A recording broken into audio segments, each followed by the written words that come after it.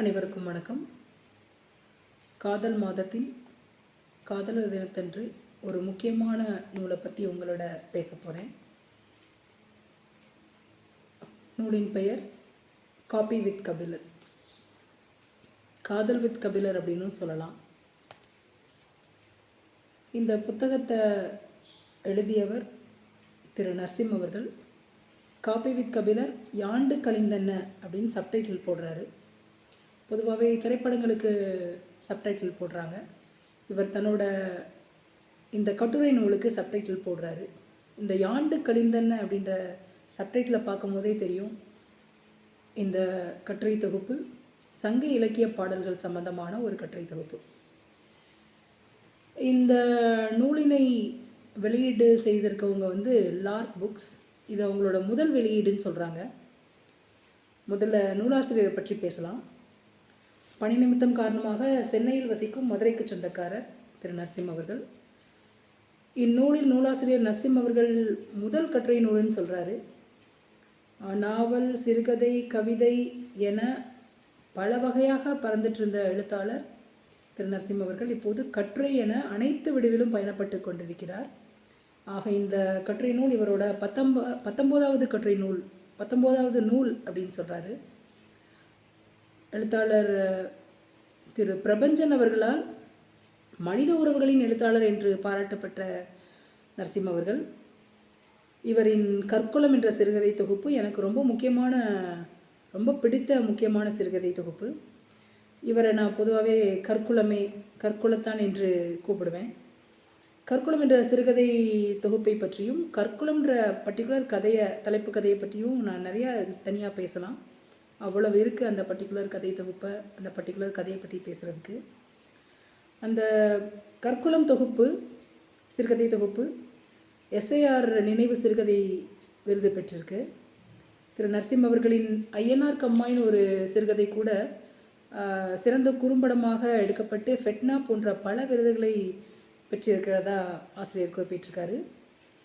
இப்போது copy with Kapilar யாண்டு கழிந்தன அப்படின்ற நூலை பற்றி பேசுவோம். இது ஒரு கட்டுரை நூல். இந்த நூலில் மொத்தம் 17 கட்டுரைகள் இருக்குது. இந்த நூல் எதை பற்றியதுன்னு முன்னாடியே சொல்லிட்டேன். இந்த நூலின் தலைப்பே இது எதை பற்றியதுன்னு சொல்லிடுது. கபிலரை பற்றி மட்டுமல்ல, சங்க இலக்கிய பாடல்கள் பற்றி எழுத்தாளர் நரசிம் அவர்கள் தான் அனுபவம் சார்ந்த, தான் இடம்பெற்ற நிகழ்வுகளை கதைகளாக்கி அதன் வழியாக சொல்லப்பட்ட 17 கட்டுரைகள் தான் இந்த நூல், இந்த கட்டுரை தொகுப்பு காப்பி வித் கபிலர். அதுவும் மதுரை வட்டார மொழியில் சொல்லியிருக்கிறது இளம் தலைமுறையினருக்கு ஈஸியாக இருக்கும் புரிஞ்சுக்கிறதுக்கு. ஸோ சங்க இலக்கிய பாடல்களை சமகால வாழ்வின் நிகழ்வுகளோடு இணைந்து கூறியிருப்பது ரொம்ப ஒரு சவாலான விஷயந்தான். அதை ஆச்சரியமாகவும் சுவாரஸ்யமாகவும் கூட சொல்லியிருக்காரு. நான் சொன்னபடி இதில் 17 கட்டுரைகள் இருக்குது. ஒவ்வொரு தலைப்பை நான் கடைசியில் சொல்கிறேன். ஒவ்வொரு கட்டுரை தலைப்புமே நம்மளை வா அப்படின்னு சொல்ல வைக்கும். இதில் மொத்தம் 15 சங்க புலவர்களோட சின்ன பாடல்களை எக்ஸ்பிளைன் பண்ணுறாரு கதைகளின் வழியாக. அதில் அந்த 17 கட்டுரைகளில் 15 சங்க புலவர்களும் அதோட கபிலரோட 2 பாடல்களையும் எக்ஸ்பிளைன் பண்ணுறாரு. இதில் 2 முக்கியமான பெண்பார் புலவர்களும் இருக்காங்க. ஔவையார், வெள்ளி வீதியார். ஔவையாரோட பாடலை 17வது கட்டுரையிலையும், வெள்ளி வீதியாரோட பாடலை தன்னோட 4வது கட்டுரையிலையும் எக்ஸ்பிளைன் பண்ணுறாரு. இதோட இளங்கோவடிகள் சிலப்பதிகார பாடல் தான். இளங்கோவடிகளோட ஒரு பாடலையுமே அவர் கடைசி கட்டுரையாக வச்சுருக்காரு. 17வது கட்டுரையாக இளங்கோவடிகளோட பாடல்களை தன் கதையின் மூலமாக நரசிம் அவர்கள் சொல்கிறாங்க. ஸோ கபிலரோட பாடல் எத்தனாவது சாப்டரில் வருதுன்னா, முதல் கட்டுரையிலையும் 10வது கட்டுரையிலையும் வருது. ரொம்ப சுவாரஸ்யமான கட்டுரை அந்த 2 கட்டுரையுமே. ஸோ இந்த புத்தகத்தை பார்க்கும்போது எனக்கு ஒரு விஷயம் மனசில் தோணுச்சு. முறையாக தமிழ் படித்தோர் மட்டும்தான் சங்க இலக்கிய பாடல்களை புரிந்து கொள்ள முடியும் அப்படின்ற நிலைமை இருக்குது இப்போ வர. ஆனால் முறையாக தமிழ் நான் முறையாக தமிழ் படிக்கிறதுன்னு சொல்கிறது ஃபார்மல் எஜுகேஷனில் சொல்கிறேன். ஒரு பிஏ தமிழ், எம்ஏ தமிழ் அந்த மாதிரி சொல்கிறேன். ஸோ ஃபார்மல் எஜுகேஷன், அதாவது முறையாக தமிழ் படித்தோர் மட்டுமல்லாது எல்லாருமே சங்க இலக்கிய பாடல்களை தெரிஞ்சுக்கணும், சங்க இலக்கிய பாடல்களை அனுபவிக்கணும் அப்படின்னு மனசில் நினச்சிக்கிட்டு தான் இந்த பர்டிகுலர் நூலை எழுதியிருக்காரு திரு நரசிம் அவர்கள். தமிழ் ஆசிரியர்களுக்கும் தமிழ் ஆய்வாளர்களுக்கும் தமிழ் ஆர்வலர்களுக்குமான சங்க இலக்கிய பாடல்கள் எல்லாருக்குமான புத்தகமாக மாறணும், பாடல்களாக மாறணும் அப்படின்ற ஒரு மிகச்சிறந்த எண்ணத்தை மனசில் வச்சுட்டு தான் நரசிம்ம அவர்கள் இந்த நூலை எழுதியிருக்காரு. அதற்கு என்னோட சிறப்பு நன்றிகள். மக்கள் பதிப்புன்னு சொல்லுவோம். இந்த நூலில் நான் எப்படி பார்க்குறேன்னா, சாமானிய தமிழ் மக்களுக்கான படைப்பு அப்படின்னு நான் சொல்லுவேன். அப்படி தான் நான் இதை பார்க்குறேன். என்னோட மாணவ பிள்ளைகளுக்கு கொண்டு போகிறதுலையும், தமிழை முறையாக படிக்காத என்னை போல பலருக்கும் இந்த புத்தகம் வந்து மிக தேவையான ஒரு புத்தகமாக இருக்குது. சங்க பாடல்களை பற்றி நிறைய நூல்கள் நிறைய பேர் எழுதியிருக்கதா நான் கேள்விப்பட்டிருக்கேன். என்னோட தோழி தமிழ்ச்செல்வி அவங்க ஒரு தமிழாசிரியர், அவங்க கூட சங்க இலக்கிய பாடல்கள் சம்மந்தமான நூல்களை பற்றி சொல்லியிருக்காங்க. அந்த நூல்கள்லாம் உரைநடை மாதிரி இருக்கும் அப்படின்னு நான் கேள்விப்பட்டிருக்கேன். ஆனால் நரசிம்ம அவர்கள் இந்த சங்க இலக்கிய பாடல்களை, சில பாடல்களை கதைகள் வழியாக சொல்லியிருக்காரு. இது வந்து ரொம்ப முக்கியம் இல்லை? பிகாஸ் கதை சொல்கிறது ரொம்ப பிடிக்கும், கதை கேட்குறது அதை விட ரொம்ப நல்லாயிருக்கும். அப்போ கதைகள் மூலமாக சங்க இலக்கிய பாடல்களை இந்த தலைமுறையை கொண்டு போகிற மிகச்சிறந்த ஒரு வேலையை இந்த கட்டுரை மூலமாக நரசிம்ம அவர்கள் கொண்டு வந்திருக்காங்க.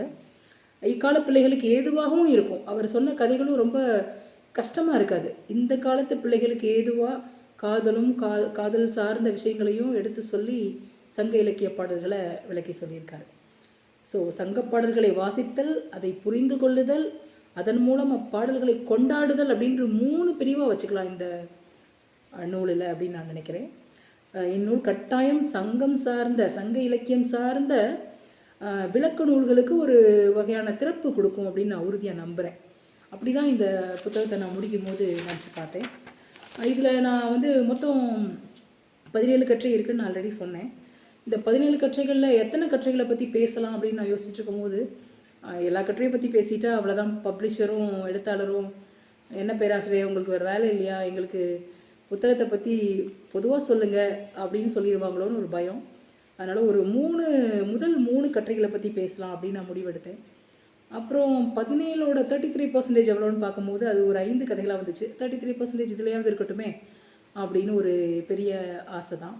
ஸோ அதில் ஒரு 33% எடுத்தோன்னா 5 கட்டுரைகளை பற்றி பேசலாம் அப்படின்னு திரும்ப என்னோட ஐடியாவை மாற்றிக்கிட்டேன். சரி, உங்களுக்கும் வேணாம் எனக்கும் வேணாம், ஒரு 4 கட்டுரைகளை பேசலாம், நேரம் கருதி 4 கட்டுரைகளை பற்றி பேசலாம் அப்படின்னு முடிவெடுத்து முதல் 4 கட்டுரைகளை பற்றி உங்களோட பகிர்ந்துக்க ஆசைப்பட்றேன். முதல் கட்டுரை ரொம்ப முக்கியமான கட்டுரை.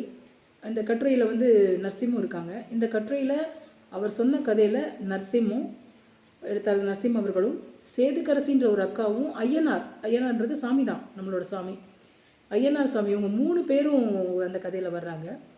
இந்த பொதுவாகவே சங்க இலக்கிய தலைவி எப்பயுமே தலைவனை பிரிகிற நேரம் ரொம்ப புலம்புவாங்க. அவங்களோட புலம்பலை கபிலர் புலவர் கபிலர் அவர்கள் குறுந்தகை பாடலாக கொடுத்துருக்காரு. அந்த பாடலை தான் முதல் கட்டுரையில் விளக்கம் கொடுத்துருக்காங்க. தெருவும் தெய்வம் அப்படின்ற ஒரு தலைப்பில் இடம்பெற்ற முதல் கட்டுரை. இதில் வந்து தான் உடல் இழைத்து போனதற்கு தன் தலைவன் காரணமல்ல, என் மனம்தான் பிரிவை நினைத்து வாடுகிறது, அவர் எனக்காகத்தான் பிரிந்து போய் இருக்கிறார், அவர் கொடியவர் அல்ல, அவரை தண்டித்து விடாதே கடவுளே தெய்வமே அப்படின்னு சொல்லி தலைவன் கடவுளை பார்த்து சொல்கிற மாதிரி ஒரு பாடல். அதைத்தான் வந்து சேதுக்கரசி அக்கா மூலமாக, ஐயனார் சாமி மூலமாக நரசிம்ம அவர்கள் ஒரு கதை மூலமாக சொல்கிறாங்க. இதில் மதுரையோட சொல்லாடல், மதுரையோட வழக்கு மொழிகள்லாம் வருது அந்த கதையில். அப்போ கடவுளை பார்த்து சேதுக்கரசி அக்கா என்ன சொல்கிறாங்கன்னா, நீ அப்படின்னு சொல்கிறாங்க, நீ எதையாவது பண்ணிடாத, என்னத்தையாவது பண்ணிடாத அப்படின்னு கடவுளை பார்த்து சொல்கிறார். அவர் வந்து என்னோட வருத்தத்துக்கு காரணம் வந்து தலைவனோட பிரிவு தான், தலைவன் கிடையாது, அதனால அவரை எதுவும் செஞ்சிடாத அப்படின்னு சொல்லி மதுரையோட சொல்லாடலை சேர்த்திருக்காரு நரசிம்ம அவர்கள். என்னத்தையாவது பண்ணிடாத அப்படின்ற ஒரு வார்த்தை இருக்குது. ரொம்ப இந்த முதல் கட்டுரையில் வாசிக்கும் போதே மதுரையோட மண் வாசனையை நான் புரிஞ்சுக்க முடியுது. அப்புறம் ஒவ்வொரு கட்டுரையிலுமே நரசிம்ம அவர்கள் தன்னோட விஷயத்தை சொல்கிறார், தன்னோட வார்த்தைகளை சொல்கிறாரு, தனக்கு பிடிச்ச ஒரு விஷயத்தை எழுத்து மூலமாக கொண்டு வர்றாரு. அது இந்த முதல் கட்டுரையில் அந்த வார்த்தைகளை சொல்கிறேன், கவனிங்க. ஒருவர் மற்றவரிடம் தன்னுடைய கவலைகளை பகிர்ந்து கொள்ளும் போது அந்த நொடியில் அவர்களின் சொற்களை, அதாவது கவலைகளை நாம் கேட்டுக்கொள்வதே ஆறுதல் அப்படின்னு சொல்கிறார். இப்போ ஒருத்தவங்க நம்மகிட்ட வந்து புலம்புறாங்க, கஷ்டத்தை ஷேர் பண்ணுறாங்க அப்படின்னா, அவங்கக்கிட்ட நம்ம மறுமொழிலாம் எதுவும் சொல்ல தேவையில்ல. அவங்க சொற்களை நம்ம உள்வாங்கிட்டு அமைதியாக ஊன்னு போட்டாலே அது அவங்களுக்கு மிகப்பெரிய ஆறுதல் அப்படின்னு சொல்லி இந்த முதல் கட்டுரையில் நரசிம்ம அவர்கள் தன்னோட கருத்தை உள்ள வைக்கிறார். இப்படி எல்லா கட்டுரையிலையுமே நரசிம்ம அவர்கள் தன்னோட கருத்தையும் உள்ள வைக்கிறது வந்து ரொம்ப சுவாரஸ்யமாக ஒரு எழுத்தாளரை அந்த இடத்துல நிறைவாக பார்க்க முடியுது. ஒரு சங்க இலக்கிய பாடல்களை எக்ஸ்பிளைன் பண்ணுற ஒரு தமிழாசிரியர் போல இருந்த மட்டுமல்லாமல் ஒரு எழுத்தாளராகவும் ஒவ்வொரு கட்டுரையிலையும் தன்னோட ஸ்டேட்மெண்ட்டை உள்ள வச்சு எழுத்தாளர் வந்து ரொம்ப அழகாக கொண்டு போகிறார் ஒவ்வொரு கட்டுரையும். அப்புறம் அதே கட்டுரையில் முதல் கட்டுரையில் இன்னொரு ஒரு விஷயத்தையும் சொல்கிறார். அழுது முடித்த பெண்களின் முகத்தில் ஒரு தீர்க்கம் பரவும் அப்படின்றார். இந்த இடத்துல நான் நரசிம்ம அவர்களை வந்து பெண்மனம் படித்தவர் அப்படின்னு நான் பார்த்தேன். ஸோ பெண்களோட குணாதிசயங்கள் தெரிஞ்சிருக்கு, பெண் பிள்ளைகளோட மனம் தெரிஞ்சிருக்கு அப்படின்னு சொல்லி நான் பார்க்குறேன். அப்புறம் இரண்டாவது கட்டுரை அலியல், தலைப்பே ரொம்ப சுவாரஸ்யமாக இருக்குது. அலியல் அப்படின்றாங்க. அப்படின்னா இறங்கத்தக்கவள் அப்படின்னு சொல்லி அர்த்தம் சொல்கிறாரு நூலாசிரியர். இந்த பர்டிகுலர் கதை எதை பற்றினா, பிரிவையும் தலைவனின் வருகையையும் எப்படி சங்ககால பெண்கள் கையாண்டார்கள்னு பல சங்க இலக்கிய பாடல்கள் கூறியிருந்தாலும், ஒரு தலைவன் தலைவியோட பிரிவில் எப்படி வாடி இருக்காரு அப்படின்னு ஒரு குறுந்தகை பாடலை சிறைக்குடி ஆந்தையாரின் பாடலாக இடம்பெற்றுள்ள ஒரு கட்டுரை தான் இந்த இரண்டாவது கட்டுரை அழியல். அதாவது தொலைவு என்பது பெருந்துயரம், தொலைந்த பிறகே தேடல்கள் நிறையும், தொலைவான இடத்திற்கு வந்த பிறகு அருகில் இருந்து ஒரு அருமை புரியும் அப்படின்னு சொல்லி நரசிம் தன்னோட ஸ்டேட்மெண்ட்டையும் உள்ள சொல்கிறாரு இந்த சிறைக்குடி ஆந்தையாரின் குறுந்தகை பாடலை சொல்லும் போது.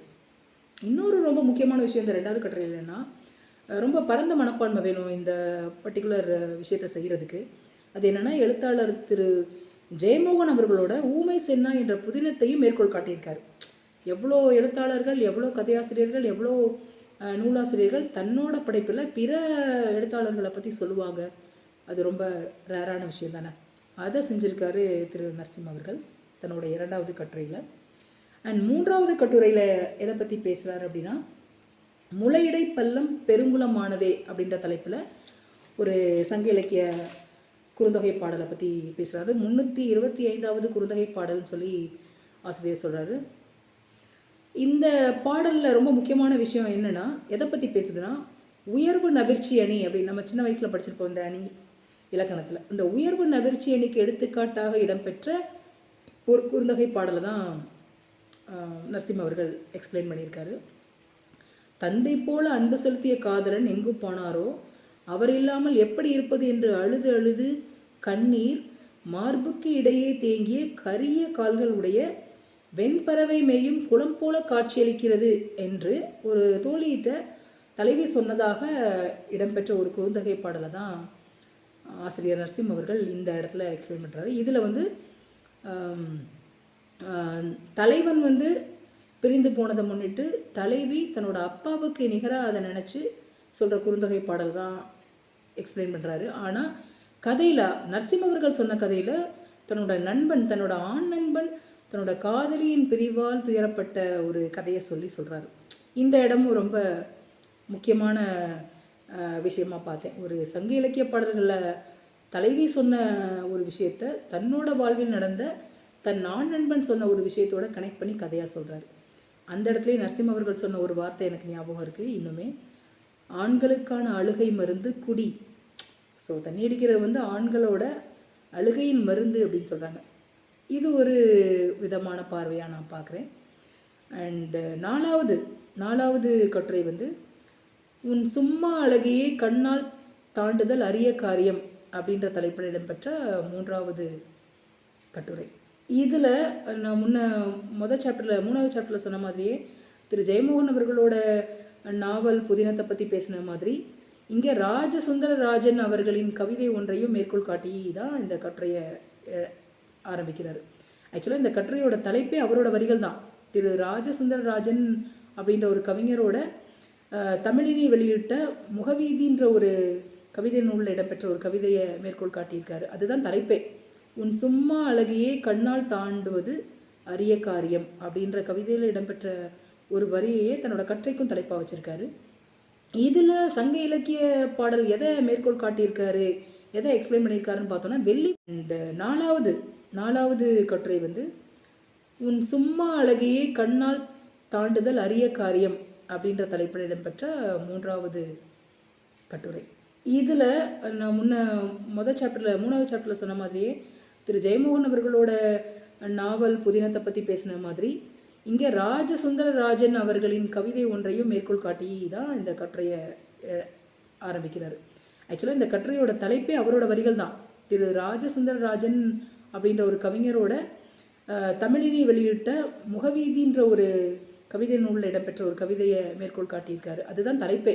உன் சும்மா அழகையே கண்ணால் தாண்டுவது அரிய காரியம் அப்படின்ற கவிதையில் இடம்பெற்ற ஒரு வரியையே தன்னோட கட்டுரைக்கும் தலைப்பாக வச்சிருக்காரு. இதில் சங்க இலக்கிய பாடல் எதை மேற்கோள் காட்டியிருக்காரு, எதை எக்ஸ்பிளைன் பண்ணியிருக்காருன்னு பார்த்தோன்னா வெள்ளி வீதியார் அவர்களோட பாடல்களை தான் அவர் எக்ஸ்பிளைன் பண்ணியிருக்காரு. இதில் எப்படின்னா, விரக்தியும் வலியும் சாபமும் மிகுந்த கோபத்தோடு சங்க இலக்கிய தலைவி ஒருத்தி பாடும் பாடல். அதைத்தான் இந்த இடத்துல இந்த நாலாவது கட்டுரையில் திரு நரசிம்ம அவர்கள் விளக்கம் கொடுத்துருக்காங்க. அதில் என்ன சொல்கிறாருன்னா, அந்த வெள்ளி வீதியாரோட பாடலில் தலைவி என்ன சொல்கிறான்னா, உன்னோடு மகிழ்ந்து சிரித்த என் பற்கள் உடைந்து சிதையட்டும், உன்னை பெற முடியாமல் போனதால் என் உயிர் என்னுடன் இருந்து பிரியட்டும், அழிந்து போகட்டும், பயனில்லாது அழிந்து போகட்டும் அப்படின்னு சொல்லி வெள்ளி வீதியார் பாடின ஒரு பாடலை தான் இந்த தலைப்பில் நாலாவது கட்டுரையில் நரசிம்ம அவர்கள் சொல்கிறாங்க. இதில் எழுத்தாளர் நரசிம்ம அவர்களோட வார்த்தைகளாக என்ன இருக்குன்னு பார்த்தோன்னா, இந்த அன்பு என்னும் சொல் ஆகப்பெரிய வினோதம் அப்படின்றாரு.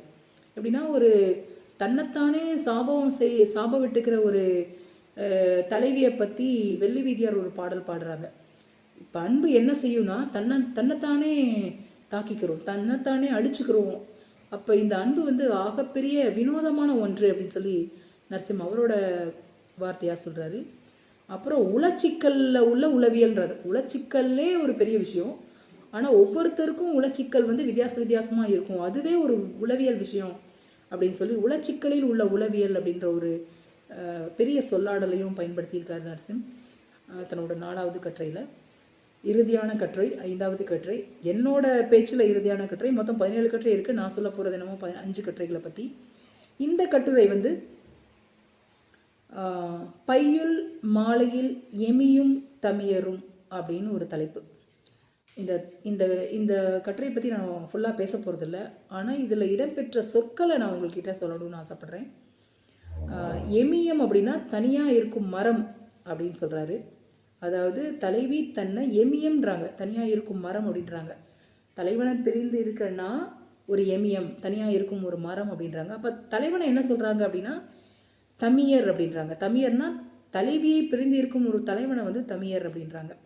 அதே மாதிரி பையுள் அப்படின்றது துன்பம், பையுள் மாலை என்பது துன்பமிகும் மாலை அப்படின்னு சொல்லி சங்க இலக்கிய பாடல்களில் இடம்பெற்ற பல வார்த்தைகளுக்கு விளக்கம் கொடுத்துருக்காங்க.